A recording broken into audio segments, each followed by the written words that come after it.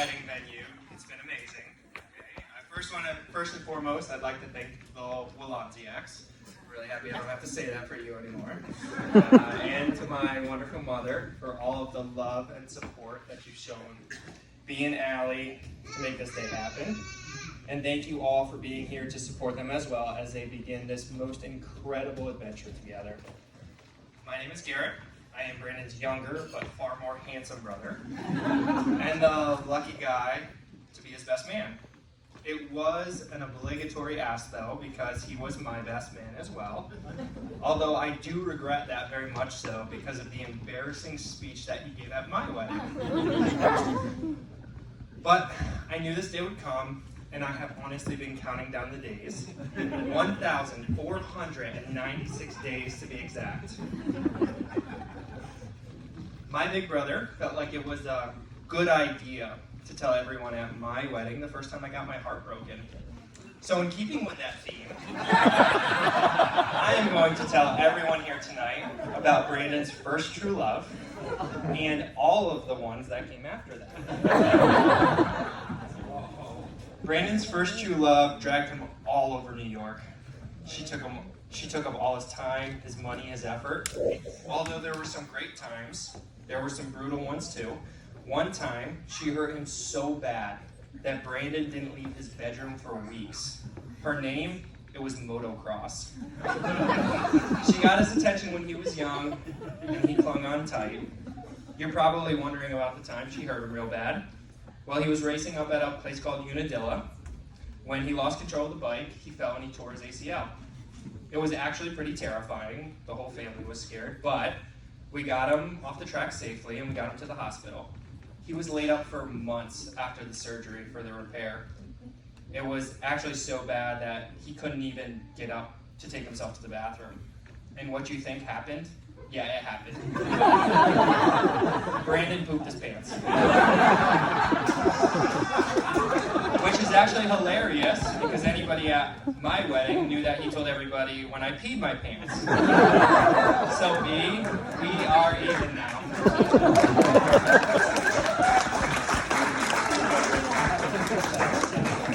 Motocross was pretty tough on him, but I learned something about Brandon through all of this. He will never give up on something he loves. When he healed, he jumped right back on that bike because he loved it. And he knew that the hard times were just part of the journey, but they never outweighed the joy. The next love of his life was much less demanding, never went anywhere, and was always waiting for B when he came home. It was a parking spot at his college dorm room. When Brandon was at Lemoyne studying to make the big bucks, as an English and theater major, he ran into an issue that most would overlook. There weren't enough parking spots for all of the residents of the dorm. Thus began a semester-long love affair with a parking spot that had beautiful yellow stripes through it and signs all around it that said, "Do not park." But Brandon wouldn't leave her alone. He parked his vintage muscle car, a stick shift 1993 Nissan Sentra there every single day. Campus security started to get real jealous, so they did the only thing they knew how to: issued a parking ticket. You'd think B would take this warning seriously, but he wasn't afraid of no stinking mall cops. He parked there again, another ticket, and again, another ticket. This happened 4 more times. Hold on, I misspoke. This happened 40 plus more times through the semester, and Brandon didn't pay a single one of them. But from this situation, I learned something else about him. He stands up for what he believes in. It wasn't right that he was paying the school to live in this dorm and they weren't holding up to their end of the bargain. At the end of the semester, Brandon took all of the tickets to the school, argued his case for why this was unfair and that he wouldn't be paying them. The school dismissed all of them. It was a real Better Call Saul moment. And as we all know, the foreshadowing for Brandon's future as a lawyer. He met his next love at a young age. She had been around for a while, but he fell in love with her hard in college when he was going through some tough times. She was sweet, delicate, and comforting. Ice cream has always been there for him, and he loved her so much. Unfortunately, they got too comfortable. She seemed to be around a lot. Started to bring her friends around. Burgers, french fries, pizza.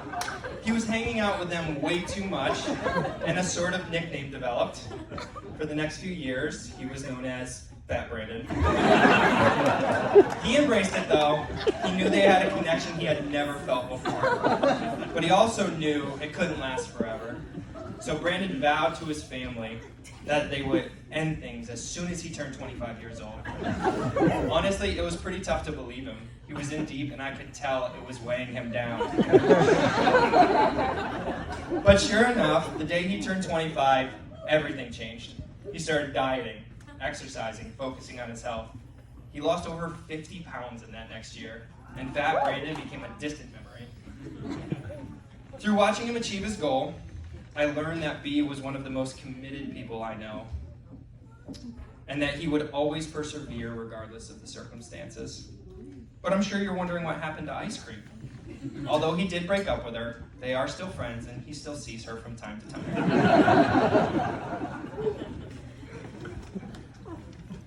Brandon met his final love at Northeastern. She's tough, unforgiving, demanding, cruel at times, unavoidable. I think you know who I'm talking about. I'm talking about the law. He had found his way in Boston, was having success in law school, and had joined the law review. And that last decision turned out to be his best one yet, because he was introduced to the most wonderful, patient, and loving person, the true love of his life, Allie. Thankfully for both of them, though, Brandon was no longer known as Fat Brandon. Allie, you are truly something special. Since I've met you, you have been nothing but a bright light in our family. We have gone through a lot over the last few years, and you have never hesitated to be present and supportive. When you lived with Abby and I for 6 weeks while our dad was sick, I knew you were family, and I knew you were perfect for B. Also, I'm really sorry that my dog ate your heart undies. He knows he owes you a new pair. Guys, I could not be happier for the both of you.